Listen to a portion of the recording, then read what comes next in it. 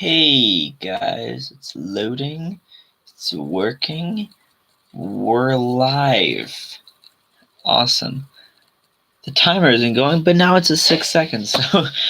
So guys, thank you for coming on to this live stream. This is day 2 of the live streams that I'm going to be trying to do in this series right now. It's sort of about Satan, talking about Satan, hell, the origins of hell, the origins of Satan, all of these really cool, interesting things that I've sort of found a liking in a curiosity in recently. But yeah, so definitely today we're going to be talking about Peter, and the the title's a bit of clickbait, not really, but a lot of people get confused by why Jesus called Peter Satan in was it? I don't even know. I think it was like Mark. It was in Mark and it was in Matthew and Luke, I think.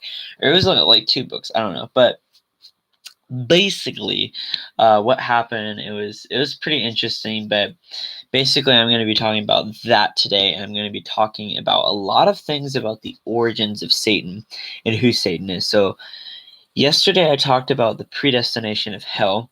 And today I'm going to be talking about Satan, and so we're almost at that 2-minute mark, and so I'm going to be trying to do this for 30 minutes each day, probably later in the night, but basically, yeah. So welcome to Related Christ. My that's my intro. So basically, I just want to start with the origins of Satan. Now, the two chapters that I've just adored learning about, just a past couple of weeks, is in Isaiah 14 and Ezekiel 28, and those are the big chapters about who Satan was. So let's go to those right now. So basically, I'm gonna start with Isaiah 14 just because it's pretty crazy to actually read and learn about. So basically, it talks this is basically the only time it actually talks about Satan. So basically, I'm going to start in, doesn't it's not the first time it talks about Satan because it starts in Genesis. As a lot of people think, and I do believe that the snake was Satan. Don't know why there's a fuss over that. Okay, what's the big deal, honestly? How would it not be Satan? Yes, could have been a different being, but yes, it definitely was Satan. Embodied as a snake. I mean, he is a demon now, called the Morning Star. He was an angel, and then he could be embodied as a full angel of light, which is probably your basic, cherubim or archangel or whatever. And so I believe if he could do that, he could also be something pretty simple and lowly as a snake. So if he can turn, into an angel of light, sort of guard himself in that, then he can definitely turn into a snake. And what is actually cool about the Garden of Eden and the snake and Satan is that there is this book, a part of the Apocrypha or Pseudepigrapha, which are, if you don't know, I can do a video on it. Basically, these are books that are actually not, they were written really late in time. Some of them were actually, it's really confusing. So a lot of them were written in the second century AD. So even after the time of Jesus, they were written. Even after the time that Revelation was written, then they were written. And this includes the book of Enoch. This includes the book of Jasher, First and Second Maccabees, First and Second Esdras. Ton of different books that are not true in a lot of ways, and especially in the book of, I think it's I want to say Talbot, but it talks about Abraham in that. So sort of a continuation of Genesis, I think. But basically in that book, I'm totally blanking on the name here, but I think it's Talbot, but I really don't think it is. But basically it talks about how Abraham went to heaven because of his good works, which is not scriptural at all. So they threw that book out. Like, man, once you find one like contradiction, you throw the book out. So that book was done, and some of them were written earlier, like the letter of Baruch, the book of Baruch. There were two books of Baruch, I think, and he was like the one of the acquaintances of Jeremiah, I think. And there's also a Jeremiah. Uh, I'm blanking on so many, so many titles right now. But basically, about the Apocrypha and the Pseudepigrapha. But basically, Moses, a lot of people think that Moses wrote one called the Revelation of Moses, and it's not in the Bible, probably for a lot of reasons. But one reason is, or one reason that's pretty cool about it is that, so the first day, like one of the days in Eden, I don't know when it was. We don't know how far it was into there. But basically, what was sort of cool is, or not cool, because it just began the destruction of humanity. But basically, Satan appeared as a snake to Adam and Eve, right? That's just a story that we all know. Okay, that's the basis of practically all biblical stories. True accounts, not tales, not stories. They're true accounts, obviously. And they're not poetry either. Who are you people? Like, I understand that a lot of the Bible can be poetry. I understand that quite well, but Genesis is definitely not poetry. And if it is, someone tell me how it is, because I would actually like to know. I'm not trying to like debate against you, but I would actually like to know, though. Just to know more about that. And even if it is poetry, then okay, cool, that changes the game for everything. But basically, in the Revelation of Moses, Satan came the first day in Eden to them. Not the first day, but the first time. Well, okay, that's really confusing too. But basically, Satan came as the snake. The next day, Adam was just ticked. Okay, he knew he had sinned, and he started to go into mourning. So his type of mourning back then was, he would stand neck deep in a river in water for 40 days, okay? Which was a big type of mourning. And I think that Adam understood pretty well like what this would go into. And I felt like Adam was almost a prophet sometimes, because when we commit a sin, we're just like, well, okay. And then we just keep going. We ask God for forgiveness. We sin again. We sin again. We sin again. It's really bad. But with Adam, I think it was different. Because in the Revelation of Moses, I'm not taking it as a canonical book, but in the Revelation of Moses, it actually talks about how Adam at first was with the angels in heaven. And the angels couldn't actually have the creativity at all they didn't have the gift, basically, to name animals. So they told God, hey, Adam's the guy, okay? Let him name the animals. So Adam was not really in heaven, but I guess this was on earth at the time. But earth was basically a different part of heaven almost at that time. It was just 100% perfect at that time, until Adam and Eve sort of screwed up a bit. So basically what happened was, so Adam has a clairvoyance, a different type of clairvoyance that we don't have. So he would have understood how big of a deal this just became. Okay, it wasn't a silly little willy-nilly kind of here and there kind of thing. He knew how big of a deal this sin was. And he was sad, not gonna lie. He was pretty sad. And so he went into a depression and of sorts. And so he mourned as standing in the Tigris River for 40 days. Eve stood in a different river. The thing with Eve is that Satan wanted to trick him again in the Revelation of Moses. So he came dressed as an angel of light to Adam and Eve, and he went to Eve first, because I guess he just, not that she could be played well, that she would be tricked better, but I guess he just went to her first, because she didn't really start the first sin, but she sort of did. Adam and Eve were both a part of it. I'm not choosing genders or whatever. Don't be the crazy people. But basically, Satan dressed as an angel of light came to Eve in the river, and he said, you're good, girl. Like, God has forgiven you. You're good. Get out of the water, you know? And she fell down, probably because of the weakness of standing in the water, you know? So she fell down a bit, and then basically he was just like, get up. And then so she got up, and then she just fell, and he was like, let's go tell Adam. Let's get him out of the water.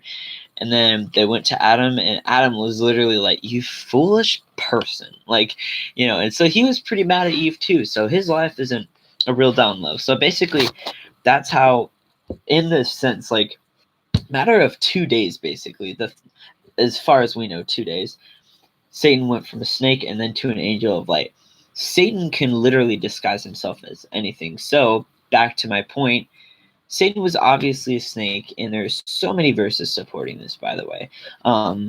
Okay, so let's start with, and now we're at 11 minutes basically, and now we're just starting, but that's okay because I could talk about so much because I just love this kind of stuff. So hate Satan, but love learning about this kind of stuff. It's kind of deep knowledge. So basically, at 11 minutes, we're going to start in Isaiah 14:12 through 15.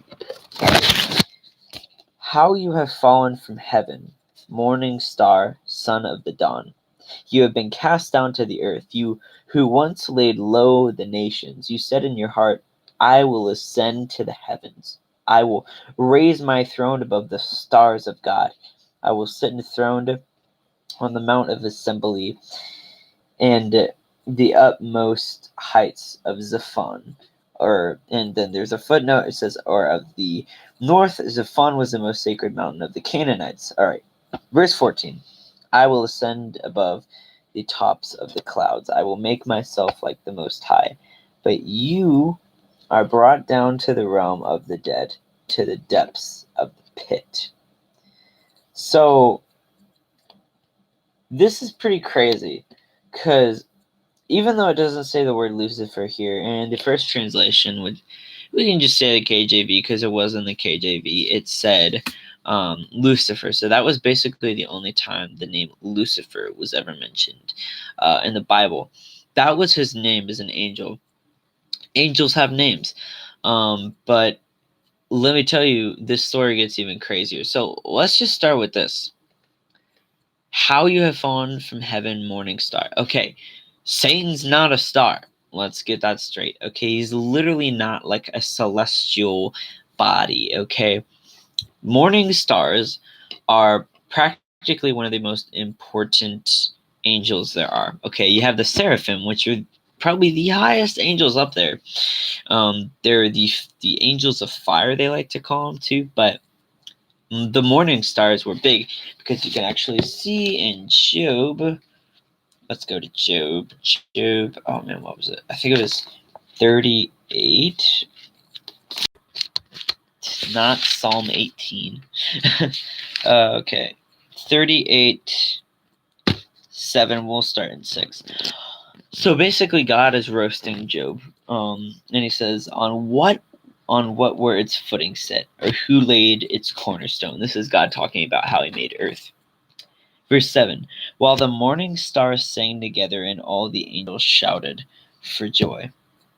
While the morning stars sang together. A lot of people take this as, oh, you know how astrologers talk about how you can hear the little twinkle of stars? Well, let's check in the Bible. In Psalm 16, it says that the stars don't make a noise. Okay? There is no contradiction in Scripture. Therefore, this is talking about something different. This is talking about, and there's not stars in the morning. Okay? There's a sun.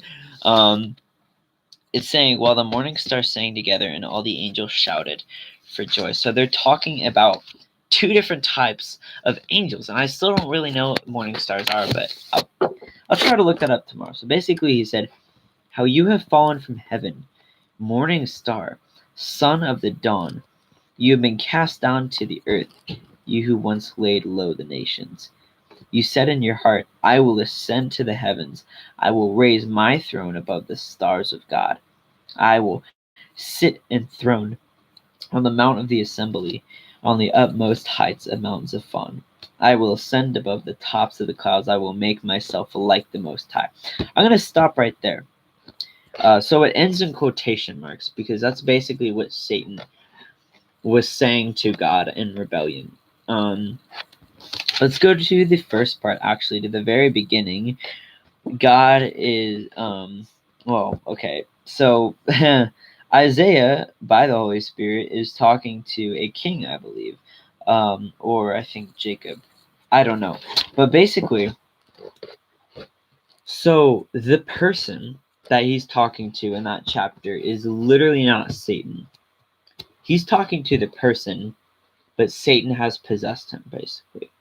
This was the same with Peter and the same with Judas. Remember the part when Jesus said to Judas, he said, but one of you is the devil. He was talking about Judas. And we can basically take out the word a, and we can just say Judas is the devil, okay? Not just because he betrayed Jesus, that was also to fulfill scripture, but also he is called the devil because Satan was literally possessing him at that time. Satan was literally in him. And so, same thing in the Peter scenario. Peter is not Satan, okay? Not Satan in the least bit, okay? Tempted by Satan, agreed to the sin. That is a yes. We all have, okay?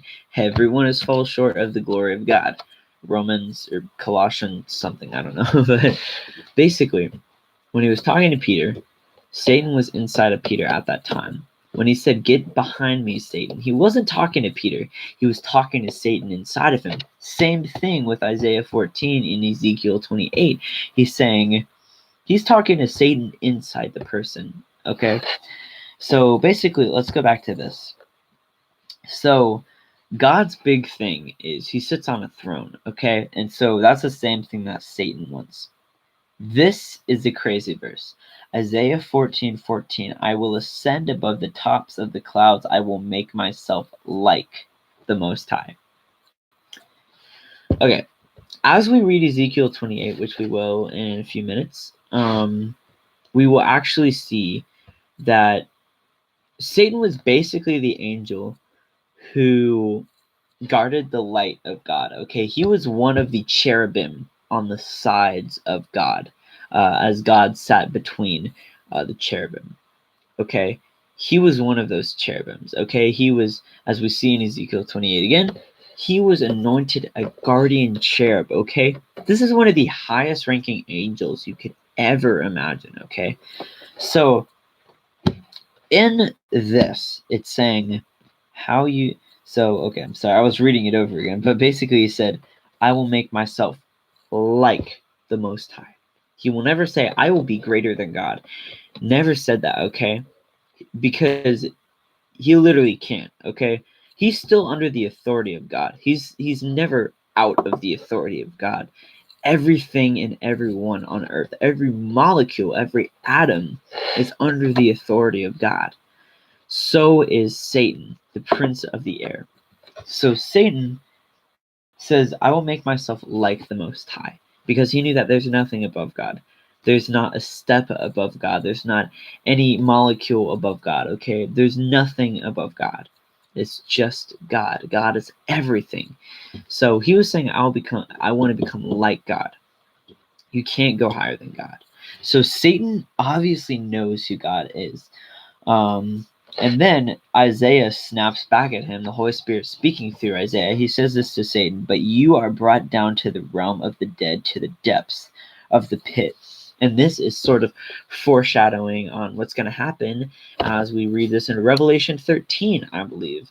In Revelation 13, it's actually talking about how Satan's going to be locked up by the angel Abaddon in the abyss for 1,000 years, which is also known as Tartarus, Topheth, the Valley of Hinnom, Gehenna, Gehinnom, Hell, all of these different things. And we read a lot, and people are, okay, I don't understand the people who say, no, hell isn't mentioned in the Old Testament. Psh, shut up. Like, hell is obviously mentioned in the Old Testament so many times. And in here, it's mainly referred to as, a lot of the times in Psalms, And even in the New Testament, it's referred to as this. But you are to be brought down to the realm of the dead, to the depths of the pit. These are two different things. The realm of the dead, first of all, yes, is hell, but it's also Sheol. Sheol is different from hell in a way, which it's really weird. A lot of people think it's purgatory, but it's not. It's basically still hell. Hades is hell. Sheol is hell. Anyone who tells you any different, it's not true. Okay, everyone's like, oh, Hades includes heaven. No. Sorry, the Bible actually never says that. The actually says that Hades is hell in the Bible. And then it says to the depths of the pit, which is obviously talking about the pit is resembling hell. So that was basically the first thing we're going to talk about. So we have the basis of who Satan is. Now we're going to go to an even just. I love this chapter so much because it's just insane. But God is talking through Ezekiel in this chapter. Right now, he's talking to. Okay, so basically, I'll just start reading it. He's talking to the king of Tyre, or Tyre, or whatever you want to call it. I don't really know it at all. I think it's Tyre. But the word of the Lord came to me. Son of man, take up lament concerning the king of Tyre, and say to him, this is what the sovereign Lord says. And now we're in verse 12 of Ezekiel 28. Now he's talking to Satan. Now, same thing with Peter, Judas, and the other guy in Isaiah 14, which I think was literally the same type of king, or was the same king. He's talking to Satan inside of this king, of this person. So, verse 12, you were the seal of perfection, full of wisdom and perfect in beauty. You were in Eden, the garden of God. Every precious stone adored you. Carnelian, chrysolite, emerald, topaz, onyx, jasper, lapis lazuli, turquoise, and beryl. Your settings and mountings were made of gold. On the day you were created, they were prepared. You were anointed as a guardian cherub, for so I ordained you. You were on the holy mount of God. You walked among the fiery stones. You were blameless in your ways. From the day you were created, till wickedness was found in you. Through your widespread trade, you were filled with violence and you sinned. So I drove you in disgrace from the mount of God, and I expelled you, guardian cherub, from among the fiery stones. Your heart became proud on account of your beauty, and you corrupted your wisdom because of your splendor. So I threw you to the earth. I made a spectacle of you before kings. By your many sins and dishonest trade, you have desecrated your sanctuaries. So I made a fire come out from you, and it consumed you, and I reduced you to ashes on the ground in the sight of all who were watching. All the nations who knew you are appalled at you. You become too horrible and will be no more. That last verse, 19, is basically about the king. So the whole thing about Satan basically goes from verse 12 to 18. So let's just break this down. Even though I have 7 minutes left, and I'm not really going to cover all that I want to about Satan, which is kind of a weird thing to say, but basically I'm going to try to wrap this up with Ezekiel 28. Let's start from the beginning. What we have first, Satan was perfect, okay? He was a seal of perfection. Man, nothing else wrong with him, okay? He was the angel of the angels. He was perfect in all of his ways, and he knew the mighty of God, the beautifulness of God, and he wanted that so bad. So he made a war against Michael and God, and as we can actually see that in the book of Jude, we can see that in the book of Revelation. But he was perfect, full of wisdom and perfect in beauty. He was in Eden, the garden of God. So, okay, in verse 13, there is nothing talking bad about Satan. So he was in the garden with perfection before the fall ever happened. So let's take this into account. if the revelation of Moses is true, angels were literally walking. God was walking with Adam and Eve in the garden before the fall. Okay. And I highly believe this. Okay. So basically, this is what happened. You were in Eden, the garden of God. Every precious stone adored you. It lists the stones. And actually, here's a cool fact: lapis lazuli is actually the stone that, and I don't think I'm pronouncing that right. It's actually the stone that is the stone pavement way to the throne of God. And a lot of people, it's either sapphire, but a lot of people think it's blue sapphire, and so they relate that to lapis lazuli. That's some rock geological talk there, but basically, it's actually cool about this is that there are only just two, um, mountain sorry, not two mountains. There are two mining facility things. There are two mines basically in the whole world that only have these stones, and one is in Chile and the other is in Afghanistan, the countries that are very distinct. And so basically, that was just a little cool shot there. But basically, your thing there, it says your settings and mountings were made of gold. On the day you were created, they were prepared. Okay, I got this. Okay, so my friend Steve Singleton, Mr. Steve Singleton, who's sort of teaching me Greek, Hebrew, and the Book of Acts right now. Awesome dude, man, loves the Bible, and an awesome man of God, honestly. And he was talking to me about you gotta pay attention to pronouns in the Bible, because when they're saying stuff like, okay, let's point out all the pronouns in this: you, uh, you, and then it says your, and then it says you, and then it says they, and then it says you, and it keeps going. Okay, so we have to identify these pronouns.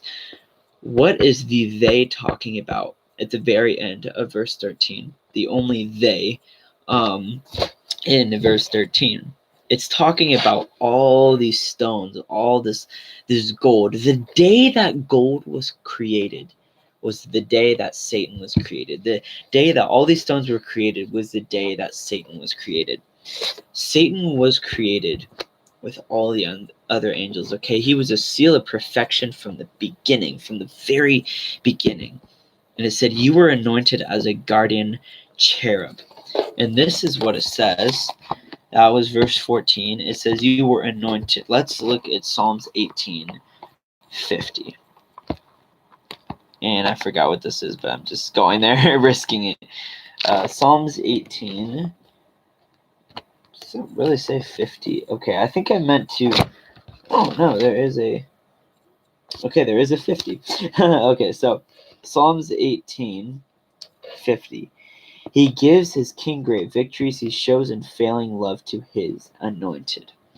Okay, now I'm not saying that every time it says anointed, it was talking about the people about Satan if he didn't fall. But basically, it says God showed unfailing love to Satan. He was a seal of perfection. He was the angels above all angels. He was made from the beginning. He was made when gold was made, when every other rock in history was made, okay? And said, you were a guardian cherub, okay? A guardian cherub, man. Those were the ones who were guarding the Eden. So put this into perspective, if another angel fell, then Satan would be the one guarding the Garden of Eden as that. So that just blows my mind right there, okay? That one of the ones with the flaming swords could have been Satan. Boom. And then it says, you were on the holy mountain of God. So he was on the holy mountain of God, okay? He was with God. He was one of the cherubim right by him, which is crazy, man. So he was, already in the start is just blowing my mind about how powerful Satan was, how in the angel hierarchy, how high up in there he was. And then you walked him on the fiery stones. And I don't know what these fiery stones are talking about, but it does remind me of when the seraphim took the coal and put it on Isaiah's lips. And I think this also happened to Ezekiel. So more than once this happened, actually. And I don't know. And so basically, I think those are the fiery stones that they're talking about, because the seraphim are actually associated with fire as well. So basically, that could be what it's talking about. And then it says, verse 15 is crazy. It says, "You are blameless in your ways." You were blameless in your ways, which is nuts, because it's like, still, again, talking about how Satan was perfect, man, from the beginning, from the day you were created. Okay, so let's read this. "You were blameless in your ways from the day you were created till wickedness was found in you." He was perfect until he started to rebel against God. "Through your widespread trade you were filled with violence, and you sinned. So I drove you in disgrace from the mount of God. I expelled you, guardian cherub, from among the fiery stones." He no longer has his position anymore. He's out of the presence of God. Okay, he's done. "Your heart became proud on account of your beauty." Okay, so he became proud on how high of an angel he was, that he thought, okay, yeah, I can become God. I can become like him. I can raise my mountain, my I can make my throne higher than his. I'm beautiful. Look at me, I'm perfect. And it says, "And you corrupted your wisdom because of your splendor. So I threw you to earth, made a spectacle of you before kings." So this is now talking about Satan. And Jesus actually talks about this, and I believe, I don't know if this is wrong, but I'm just going to go here. Anyways, it says this in John 8:44. Nope. Okay. It says it somewhere, and it says that Jesus was basically saying, "I saw Satan come down like a lightning strike, man, like a morning star, and he fell to earth." And so that's basically what this verse is talking about, and it's proven by Jesus even more. So God threw him to earth. "By your many sins and dishonest trade, you have desecrated your sanctuaries. I made fire come out from you, and it consumed you, and reduced you to ashes on the ground." This is actually fulfilled even more in Genesis, in the garden story, which is even more crazy. "In the sight of all who were watching," Adam and Eve. That was the study for today. Now we know the origins of Satan, which is nuts, man. He was more powerful than ever.